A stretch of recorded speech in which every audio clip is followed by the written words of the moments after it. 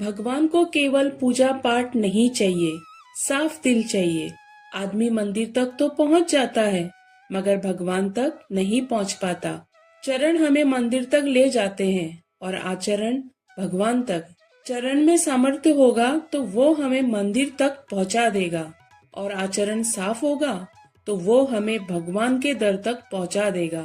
सृष्टि कितनी भी बदल जाए फिर भी हम सुखी नहीं हो सकते, लेकिन दृष्टि जरा सी भी बदल जाए तो हम सुखी हो सकते हैं।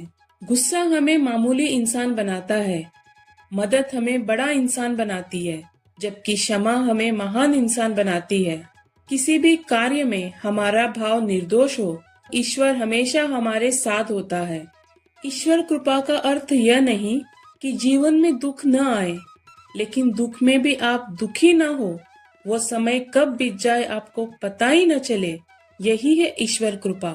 समय किसी का सगा नहीं होता। समय के चक्रव्यूह से तो भगवान भी नहीं बच सके।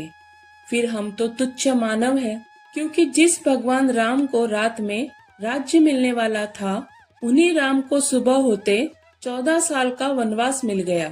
धन कमाने के साथ साथ पुण्य भी कमाइए, क्योंकि इस जन्म में कमाया हुआ धन सिर्फ इसी जन्म में काम आएगा, लेकिन इस जन्म में कमाया हुआ पुण्य अगले कई जन्म जन्मांतर तक काम आएगा। पाप भोगेगा वही जिसने किया है। मनुष्य अकेला पाप करता है और बहुत से लोग उससे मौज उड़ाते हैं। मौज उड़ाने वाले तो छूट जाते हैं, परंतु उसका कर्ता ही दोषी का भागी होता है। इसलिए प्रभु से प्रार्थना कीजिए, उनकी शरण में रहिए। जब किसी प्यासे को पानी दिया, ये भी प्रार्थना है। जब किसी भूखे को आदर पूर्वक रोटी दी, ये भी प्रार्थना है।